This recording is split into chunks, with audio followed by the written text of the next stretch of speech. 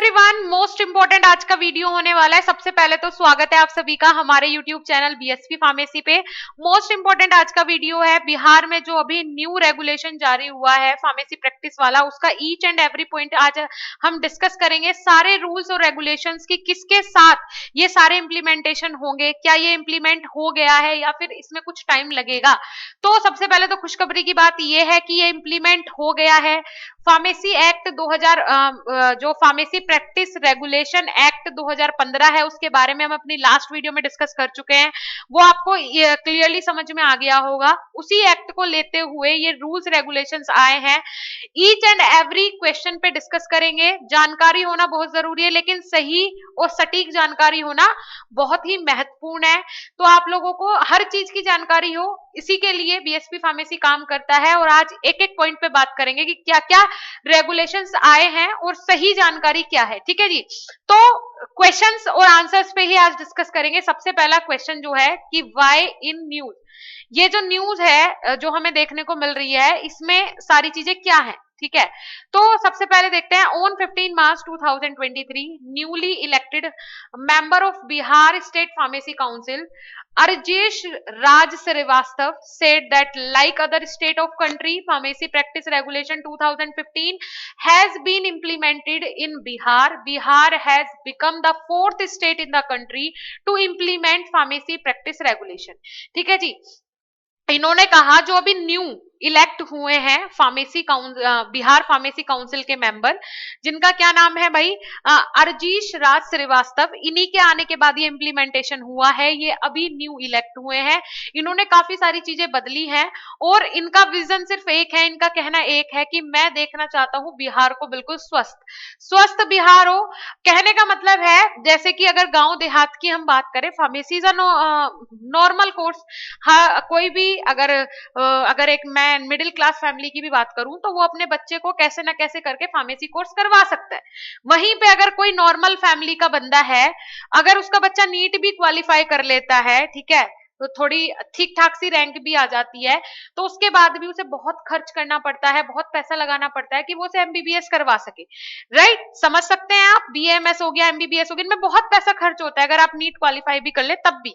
लेकिन फार्मेसी एक ऐसा कोर्स है कि इसमें नॉर्मल स्टूडेंट अगर है तो वो भी कर सकता है, एडमिशन ले सकता है, ना कोई एंट्रेंस एग्जाम का ज्यादा झंझट होता है। आप एडमिशन ले सकते हैं और घर वाले किसी ना किसी कंडीशन में जाके भी आपको वो फार्मेसी करवा देते हैं। लेकिन जो ऐसे बंदे हैं जो कि मेडिकल स्टोर खोल के बैठे हैं, जिनके पास कोई डिग्री डिप्लोमा नहीं है, उनसे तो अच्छा ही है ना फार्मा का स्टूडेंट।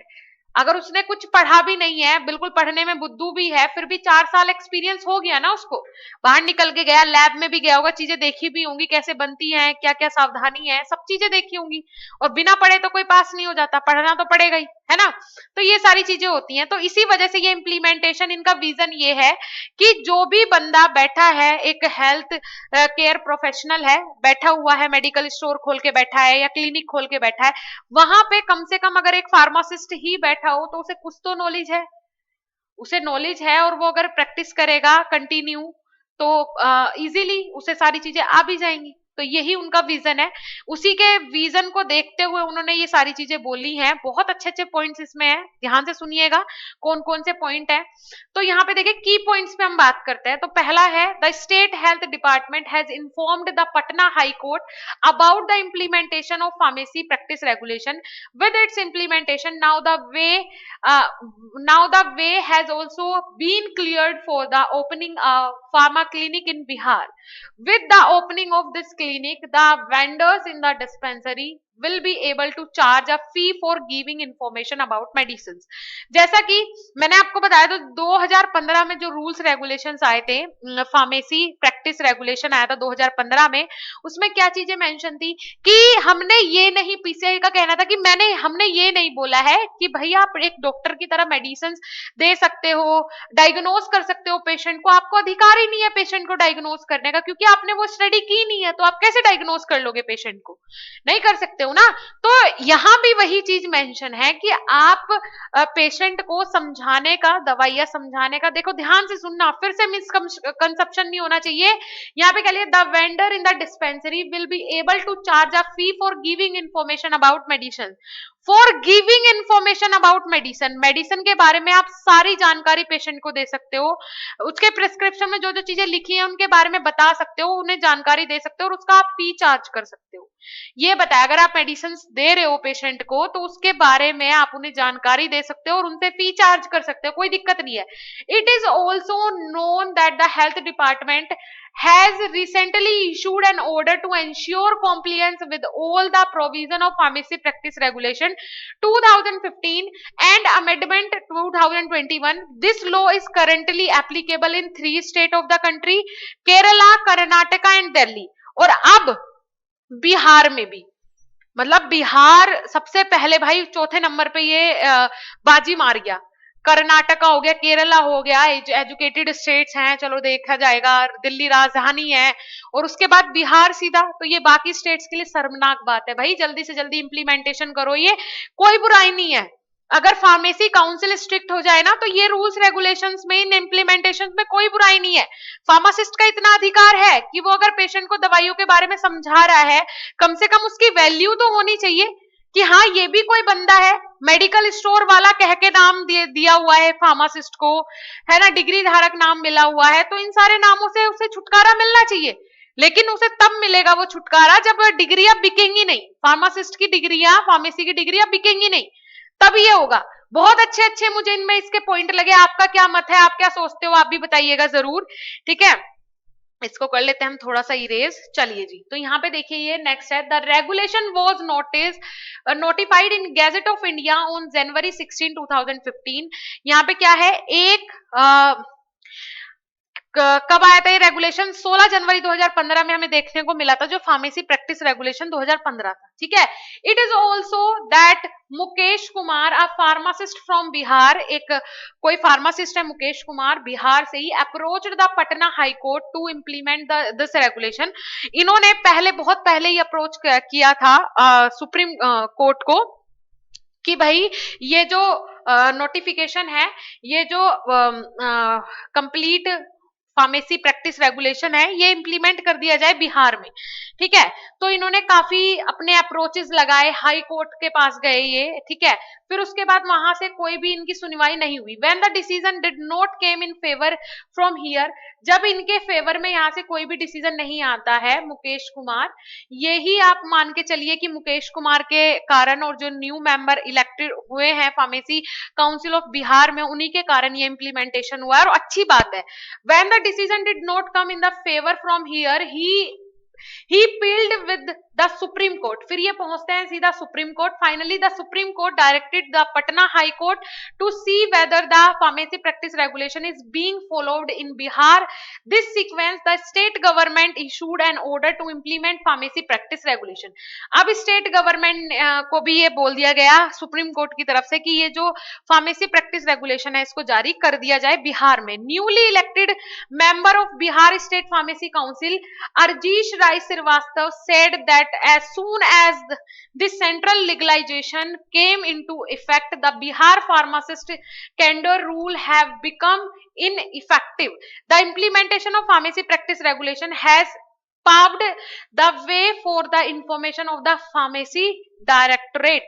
इन्होंने कहा कि सारी चीजें जो भी हैं वो रूल्स रेगुलेशंस के अकॉर्डिंग होगी, इसके कुछ रूल्स रेगुलेशंस, कुछ क्राइटेरियाज बनाए जाएंगे, जैसे कि in the pharmacy practice regulation the post of pharmacist, जो ये फार्मेसी प्रैक्टिस रेगुलेशन होगा इसमें ऐसा नहीं होगा कि हर कोई बैठ जाएगा और दवाई डिस्पेंस कर, नहीं जी, ऐसा कुछ नहीं होगा। इसमें अलग अलग पोस्ट बनेगी, मिसकंसेप्शन नहीं होगा, सारी चीजें रूल्स रेगुलेशंस और तरीके से होंगी, ठीक है। तो इसमें पोस्ट कैसे होंगी भाई, senior pharmacist, chief pharmacist, drug information pharmacist will be created, और भी मैं बताऊंगी, और भी पोस्ट इसमें बनेंगी, ठीक है। Also purpose, duty, supervision, proper storage, management, distribution, proper use, patient care, review, evaluation guideline have been given for qualification of these various posts.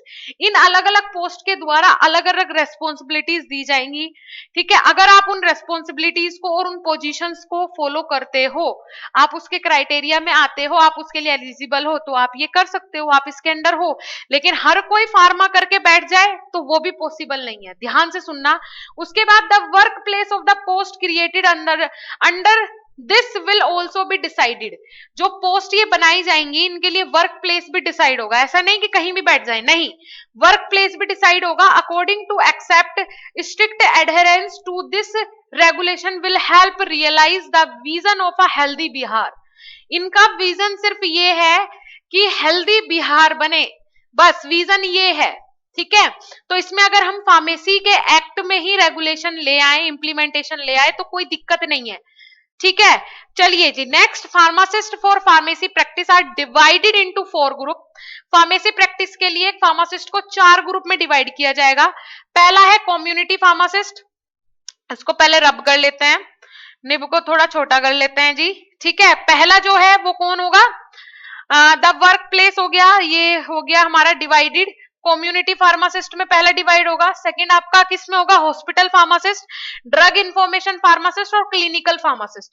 4 post में फार्मासिस्ट डिवाइड होंगे, ठीक है। इनका एलिजिबिलिटी क्राइटेरिया और किस तरीके से इनको डिसाइड किया जाएगा, इनको जो पोजीशन है वो दी जाएंगी, उसके लिए भी हमें जल्दी ही नोटिस देखने को मिल जाएगा। According to their field of work, इनका जो भी वर्क होगा उसके हिसाब से ये सारी चीजें मेंशन की जाएंगी। नेक्स्ट बात कर लेते हैं, जो लास्ट इन्होंने बोला है, according to section 5 the state pharmacy council can check the site of drug manufacturing and distribution in the state.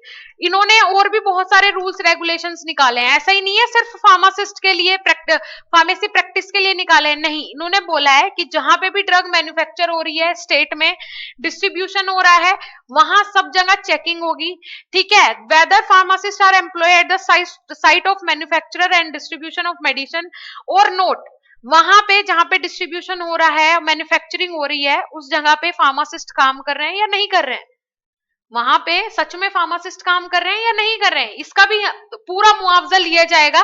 It has to be reported to the state and central pharmacy council through the registrar of the council. Council के जो new registrar आए हैं उन्हीं के सारे rules regulation है, और अच्छी बात है भाई, अगर वही चीज है, अगर पढ़ेगा भारत तो बढ़ेगा भारत, वही चीज है। और बिहार में इस चीज का इम्प्लीमेंटेशन होना, वही बात है ना भाई, वही क्या कि अगर एक इंसान अच्छा आ जाए, एक इंसान सही डिसीजन ले ले, तो कितने लोगों की जिंदगी बन जाएगी, कितने फार्मासिस्ट की जिंदगी बन जाएगी। और अच्छे से पढ़ के फिर बच्चे पास आउट होंगे, अगर ऐसे ही किसी को सच में अपना क्लिनिक खोलना है जहाँ चोरी छुपे खोल रहे हैं, चीजें कर रहे हैं।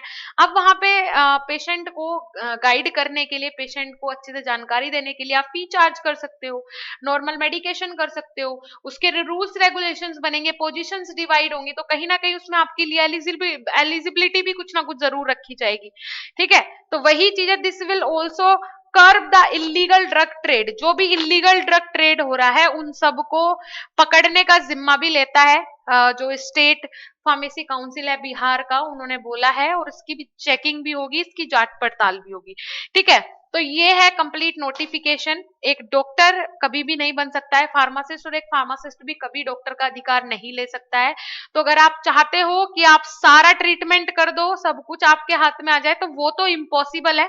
उसे करने के लिए तो आपको मेहनत करनी पड़ेगी, नीट क्वालिफाई करके फिर आपको एमबीबीएस करना होगा, उसके बाद आप ये सारी चीजें कर सकते हो। लेकिन हाँ, फार्मासिस्ट को उसका अधिकार दिलवाने की जिम्मा लिया है, बिहार ने पहला कदम उठाया है, और अब हर स्टेट की बारी है। लेकिन उसके लिए सबसे पहले जिम्मेदारी पीसीआई की बनती है कि आप लोग स्ट्रिक्ट कर दे रूल्स रेगुलेशंस, बहुत ही ज्यादा स्ट्रिक्ट कर दें कि बच्चा जो भी निकले फार्मा का वो बेस्ट निकले, कि फिर उसके क्वालिफिकेशंस पे, उसकी स्टडी पे कोई सवाल जवाब हो ही ना, जो भी वो करेगा अच्छा ही करेगा, ठीक है जी। चलिए फिर मिलेंगे नेक्स्ट इंफॉर्मेटिव वीडियो के साथ। आई होप आपको बहुत अच्छा लगा होगा, वीडियो अच्छा लगा हो लाइक कीजिएगा। अगर कोई भी न्यू नोटिफिकेशन मुझे इसके रिगार्डिंग मिलता है तो जरूर मैं आपके साथ शेयर करूंगी। अभी का नोटिफिकेशन मेन जो आया है वो यही है, तो इसके अलावा कोई भी आप लोगों को अफवाह नहीं फैलानी है, ना ही अपने दिमाग में बनानी है, ठीक है। इम्प्लीमेंटेशन हुआ है, अच्छी बात है, इतना भी अगर अधिकार फार्मासिस्ट को मिल रहा है तो ये अपने आप में बहुत बड़ी बात है, बहुत अच्छी बात है। आप अपना मेडिकल स्टोर सामने खोल के बैठिए, उसी के अभी आप क्या करते हैं, मेडिकल स्टोर सामने खोल लिया, पीछे क्लिनिक चला रहे हो, फिर आप बाजू में भी क्लिनिक एक चेयर टेबल डाल के बैठोगे, कोई कुछ नहीं बोलेगा, क्यों? क्योंकि ये इम्प्लीमेंट हो चुका है, ठीक है। तो अब डरने वाली, घबराने वाली और छुपाने वाली बात नहीं है। आप लोग भी यही दुआ कीजिए कि जल्दी से जल्दी यूपी में एमपी में, राजस्थान में, गुजरात में, ऐसे स्टेट्स में भी जल्दी से जल्दी ये लागू हो, बहुत जरूरी है। ठीक है, अभी जाके आप प्ले स्टोर से हमारी ऐप भी डाउनलोड कर लीजिए, क्योंकि वहां पे हम फार्मेसी से रिलेटेड सारा कंटेंट प्रोवाइड करवाते हैं। शॉर्ट्स के थ्रू आप अपने बहुत सारे कंसेप्ट क्लियर कर सकते हैं वहां पे, वो भी फ्री ऑफ कॉस्ट। जाके विजिट करें। मिलेंगे नेक्स्ट इंफॉर्मेटिव वीडियो के साथ, तब तक के लिए धन्यवाद, नमस्कार।